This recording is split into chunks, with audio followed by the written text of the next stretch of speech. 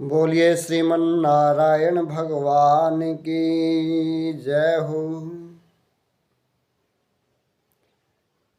श्रीमन नारायण नारायण नारायण गोविंद नारायण नारायण नारायण नारायण भगवान की जय हो।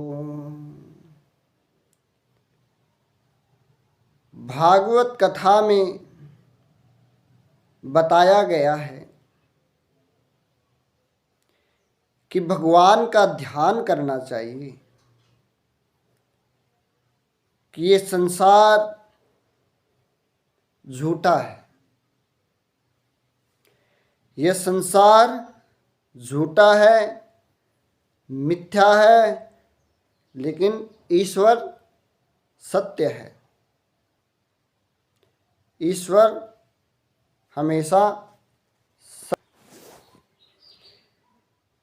सत्य कर्मों में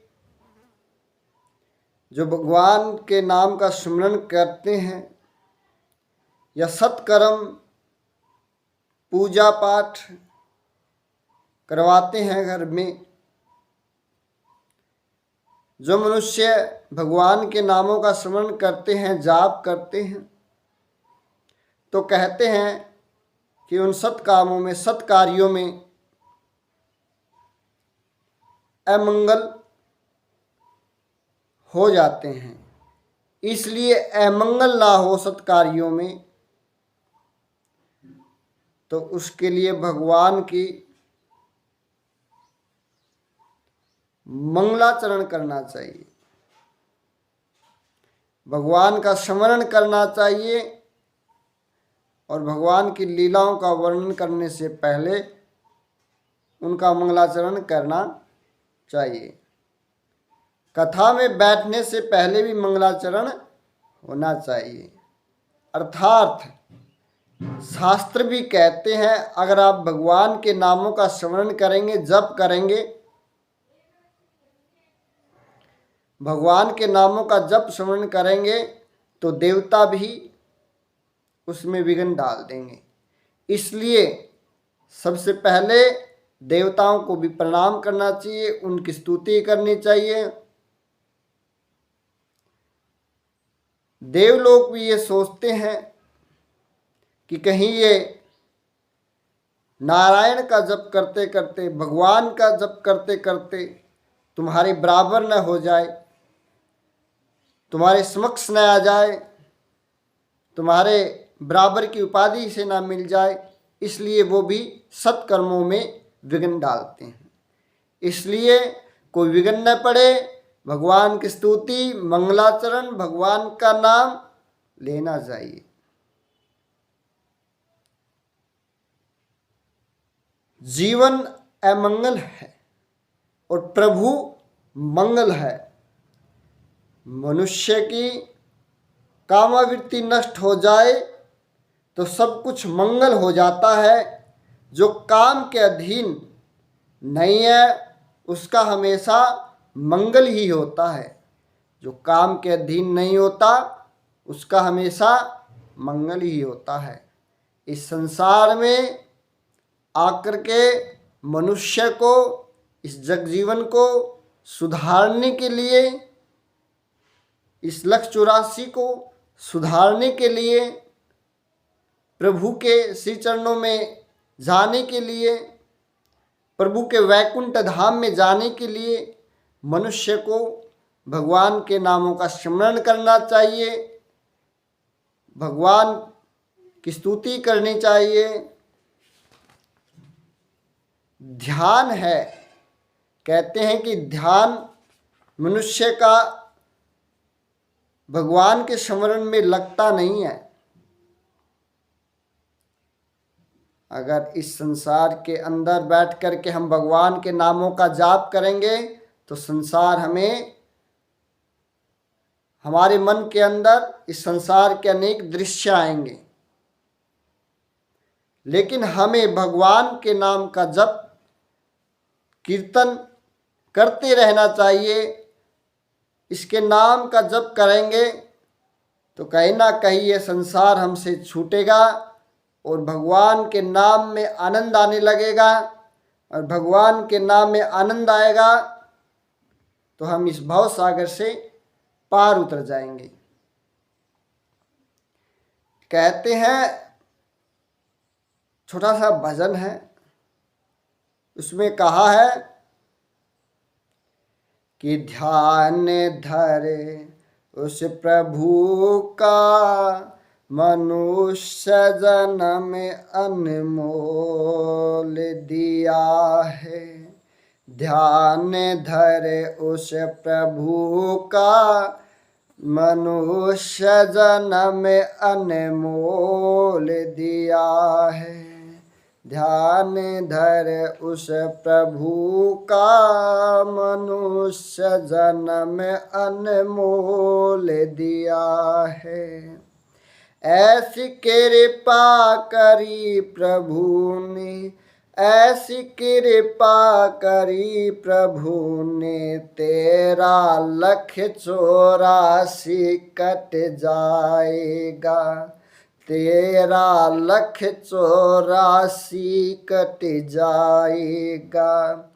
एक तू सच्चा एक तेरा राम सच्चा, एक तू सच्चा एक तेरा राम सच्चा, बाकी ये जग जीवन मोह माया है, बाकी ये जग जीवन मोह माया है। सुमर ले राम नाम तू भव सागर तर जाएगा, सुमर ले राम नाम तू भव सागर तर जाएगा।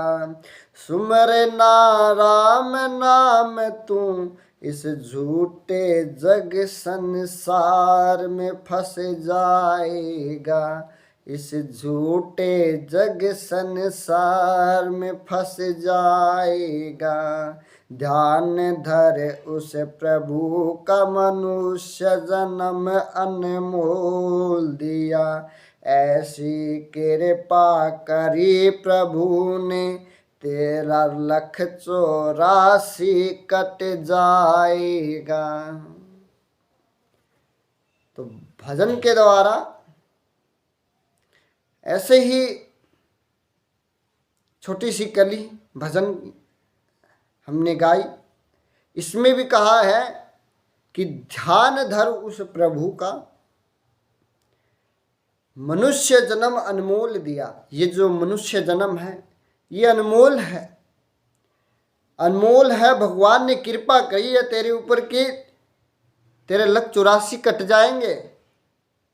सुमर ले उस प्रभु को, ये जीवन अनमोल है। कहता है कि एक तू सच्चा एक तेरा राम सच्चा, बाकी ये जग जीवन मोह माया है। संसार सारी मोह माया है, संसार झूठा है, संसार झूठा है।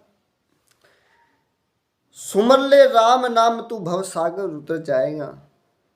कहता है कि अगर तू राम नाम का सुमरण करेगा, जप करेगा, तो तू भव सागर से पार उतर जाएगा।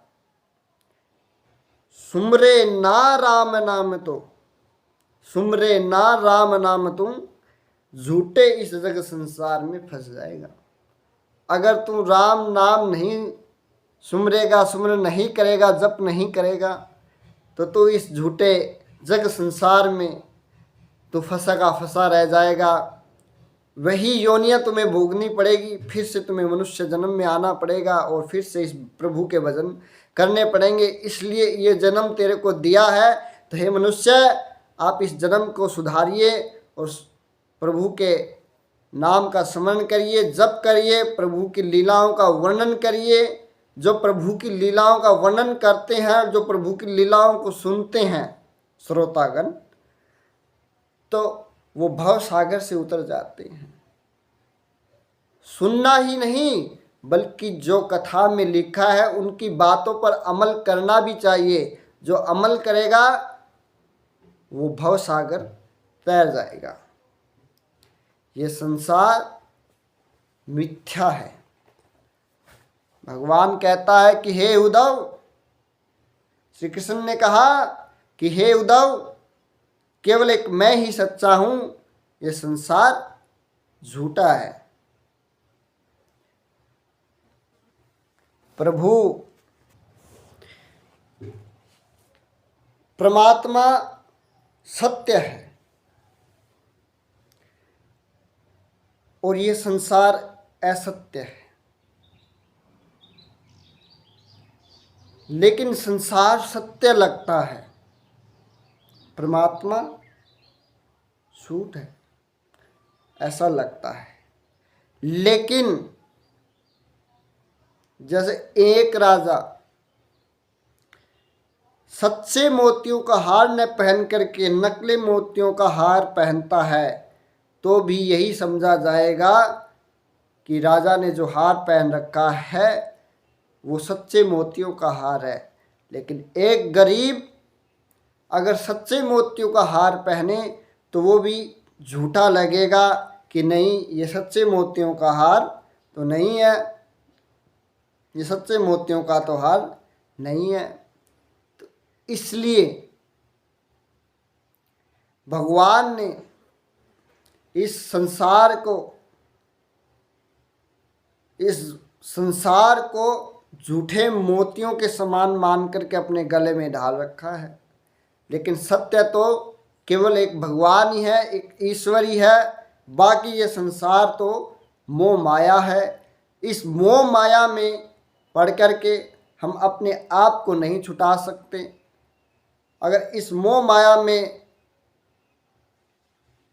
हम पड़ जाएं और पड़ जाते हैं, पड़ जाएं क्या, हम पड़ ही जाते हैं और अपने इस जीवन को बुरी तरह से फंसा देते हैं। लेकिन भगवान का स्मरण करना चाहिए, नाम जाप करना चाहिए और इस संसार से छूटने के उपाय प्रभु की भक्ति में लीन होना चाहिए। इस भव सागर से छूटने के लिए मनुष्य को प्रभु की भक्ति में लीन हो जाना चाहिए। भागवत शास्त्र प्रभु की भक्ति में ले जाता है, प्रभु की भक्ति में वो सच्चे सौंदर्य का दर्शन करवाता है। तो बोलिए श्रीमन नारायण भगवान की जय हो। आगे हम पढ़ेंगे अगले भाग में कि पहला स्कंद भागवत का क्या सिखाता है। बोलिए श्रीमन नारायण भगवान की। आपको इसी चैनल पर इसी तरह से भागवत की कथाएं मिलती रहेंगी। बोलिए श्रीमन नारायण भगवान की जय हो।